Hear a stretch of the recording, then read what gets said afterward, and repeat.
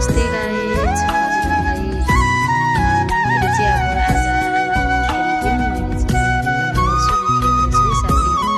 मैले चाहिँ अरू धेरै कुरा चाहिँ गर्न जान्दिनँ, यसरी जाने यस्तै बनाएँ है साथीहरू। मैले चाहिँ अनि साथीहरू अब म चाहिँ कान्छी छोरी आमाको हामीले 6 जना नातिहरू, 2टा छोरी बहिनी सबैजना टाढा हुनुहुन्छ। नजिकै मेरो अब व्यस्तता छ किनकि टाढा, अनि म चाहिँ नजिक भएकोले गर्दा अब यसरी नै मैले चाहिँ आमालाई खुसी बनाउने कोसिस गरेँ। हजुरहरूले कसरी गर्नुभयो, मेरो चाहिँ यस्तरी नै कोसिस छ है साथीहरू। हजुरहरूले राम्रो राम्रो गर्नुभयो होला।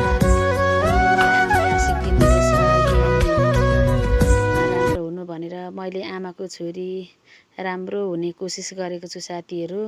अब कतिको गर्न सक्छु, आमाको कुरालाई कति निभाउन सक्छु भन्ने कुरा चाहिँ पछि नै थाहा हुनेछ साथीहरू है त।